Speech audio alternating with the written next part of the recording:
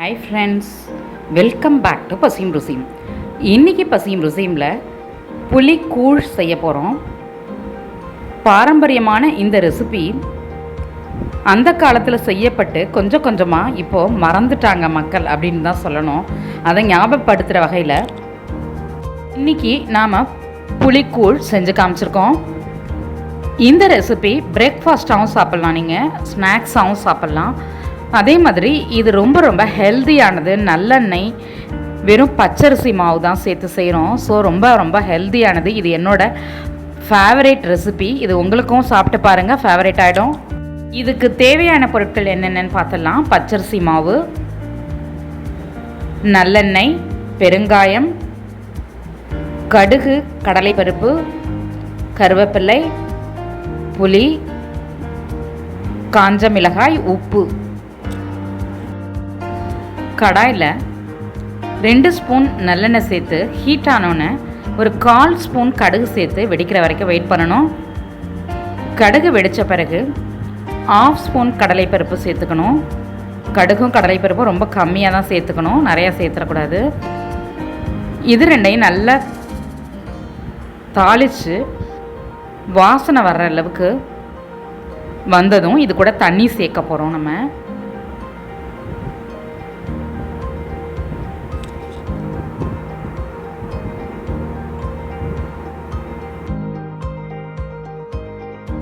இது கூட அரிசி மாவு மெஷர் பண்ண கப்பால் 1 கப் தண்ணி சேர்த்து நல்லா கொதிக்க விட்டுக்கலாம். தண்ணி கொதிக்கட்டும், அதுக்குள்ளே நம்ம மாவு புளி ரெண்டையும் கரைச்சிக்கலாம். இந்த பவுலில் 1 கப் பச்சரிசி மாவு சேர்த்துக்கிறேன். இந்த அரிசி மாவு பச்சை அரிசியை அப்படியே மிஷினில் கொடுத்து அரைச்சது தான். ஊற வைக்கவோ இல்லை இந்த மாவை வறுக்கவோ தேவையில்லை. ப்ளைன் பச்சரிசி மாவு 1 கப் சேர்த்துருக்கேன். நம்ம டிஃபன் ரைஸ்லையும் செய்யலாம், பட் புழுங்கல் அரிசியை 3 hours ஊற வச்சு கிரைண்டரில் அரைச்சிட்டு கொஞ்சம் தண்ணியாக கரைச்சிட்டு இதே ப்ரொசீஜர் பண்ணலாம், நல்லாயிருக்கும். ஆனால் டேஸ்ட் ரெண்டுலேயுமே கொஞ்சம் கொஞ்சம் டிஃபர் ஆகும். ரெண்டுமே சூப்பராக இருக்கும். இப்போ நம்ம இதில் 2 கப் தண்ணி ஊற்றி கரைச்சிருக்கோம். 1 கப் தண்ணியில் இந்த மாதிரி ஒரு மீடியம் சைஸ் லெமன் அளவு புளியை எடுத்து நல்லா கரைச்சி விட்டு ஊற வச்சுட்டு கரைச்சி எடுத்துக்கலாம். நல்லா இப்போ நல்லா கொதிச்சிச்சு. இந்த சமயத்தில் நம்ம கரைச்சி வச்சுருக்க மாவை இதில் சேர்த்துக்கலாம். சேர்த்து கெட்டி பிடிக்காமல் நல்லா கிளறி விட்டுட்டே இருக்கணும்.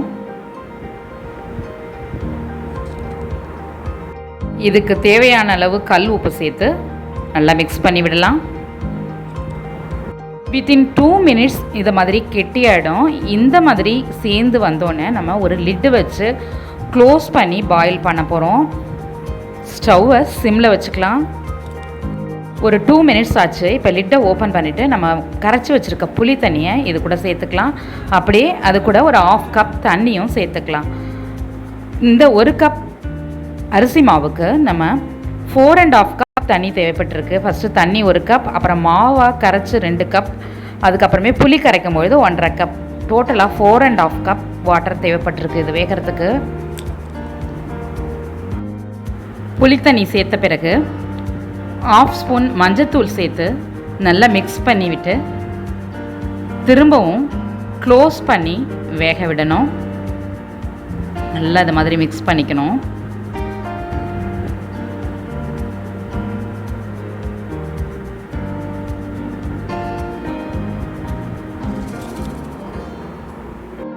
இப்போ நம்ம அந்த கூழுக்கு தாளித்து போட போகிறோம். 2 ஸ்பூன் நல்லெண்ணெய் விட்டு ஒரு 6 காஞ்ச மிளகாய் கிள்ளி அது கூட 2 கொத்து கருவேப்பிலை சேர்த்து தாளித்து போட்டுக்கலாம். இந்த கூழுக்கு காரம் இந்த மிளகாய் மட்டும்தான், நம்ம மிளகாய் பொடியோ வேறு எதுவும் சேர்க்கக்கூடாது. ஸோ உங்கள் காரத்துக்கு தகுந்த மாதிரி மிளகாய் ஆட் பண்ணிக்கோங்க. தாளித்து போட்டாச்சு. இப்போ இது கூட வாசனைக்காகவும் நல்ல டேஸ்ட்டாக இருக்கிறதுக்காகவும் நம்ம பெருங்காயத்தூள் சேர்த்துக்கிறோம். பெருங்காயத்தூள் ஒரு 1/2 ஸ்பூன் சேர்த்து இது கூட மிக்ஸ் பண்ணிக்கலாம். மிக்ஸ் பண்ணி நல்லா திரும்பவும் லிட் போட்டு க்ளோஸ் பண்ணி ஒரு 2 minutes வேக விட்டுருங்க.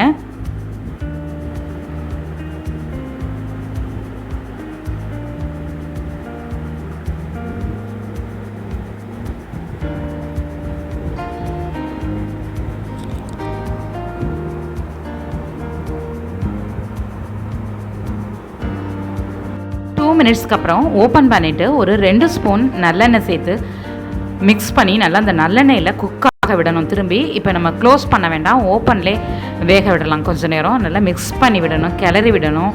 சைடெல்லாம் பிடிக்கும், அடி பிடிக்கும். ஸோ அதெல்லாம் இல்லாமல் நல்லா கிளறி விட்டுட்டே இருக்கணும். இப்போ ரெடி ஆகிடுச்சு. இப்போ பார்த்தீங்கன்னா நல்லா ஷைனாக அந்த ஆயிலில் வெந்து ஒரு அல்வா பதத்துக்கு இருக்குது. கையில் தொட்டாலும் ஒட்டாது, அல்வா மாதிரியே இருக்கும். அதேமாரி தான் கொஞ்சம் ஆற விட்டிங்கன்னா கேக் போடலாம், அந்தளவுக்கு அல்வா மாதிரியே இருக்கும். ஸ்டவ் ஆஃப் பண்ணிடலாம். இந்த குட்டி கிளாஸ் பவுலில் கொஞ்சமாக நல்லெண்ணெய் சேர்த்து இந்த மாதிரி தடவி விட்டுக்கிறேன். இதில் சுட சுட இருக்கிற அந்த கூழை ஃபில் பண்ணி நல்லா ஸ்ப்ரெட் பண்ணி விட்டுக்கலாம்.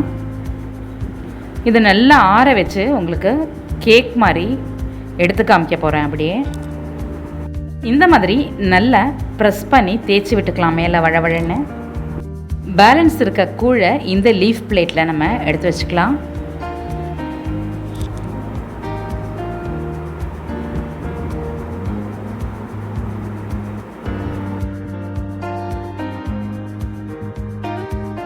சமைக்கிறது ஒரு கலை அப்படின்னா சைட் டிஷ் சூஸ் பண்ணி செமையாக டேஸ்ட்டாக என்ஜாய் பண்ணி சாப்பிட்றதும் வேறு ஒரு கலை தாங்க.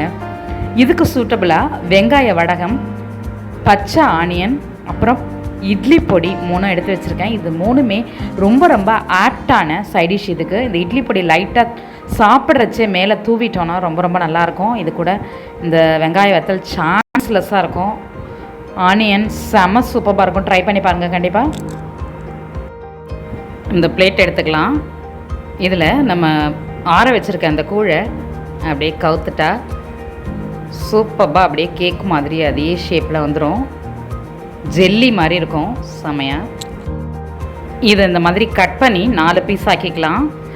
என்னோடய ஸ்கூல் டேஸ்லலாம் எங்கள் அம்மாட்ட கூழ் செஞ்சாலே இந்த மாதிரி கூழ் கேக் செஞ்சு கொடுங்க அப்படின்னு கேட்பேன். அதனால் எங்களுக்கெல்லாமா எங்கள் அம்மா அந்த மாதிரி கேக்கு மாதிரி கட் பண்ணி கொடுப்பாங்க. சூப்பராக இருக்குது பாருங்கள்.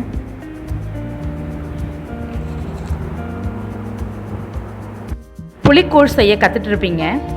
உங்கள் வீட்டில் ஒரு ரெசிபியாக அடிக்கடி செய்வீங்க அப்படின்னு நான் நம்புகிறேன். பசியும் ருசியுமை இது வரைக்கும் சப்ஸ்கிரைப் பண்ணாதவங்க சப்ஸ்கிரைப் பண்ணிக்கோங்க. பெல் ஐக்கான் ப்ரெஸ் பண்ணி ஆல் ஆப்ஷன் கொடுத்துக்கோங்க. என்னோட நெக்ஸ்ட் ரெசிபி உங்களை தேடி வந்துகிட்டே இருக்குது. பார்த்து என்ஜாய் பண்ணுங்கள். இது பசியும் ருசியும். பார்த்து சமைங்க, பாராட்ட அல்லுங்க.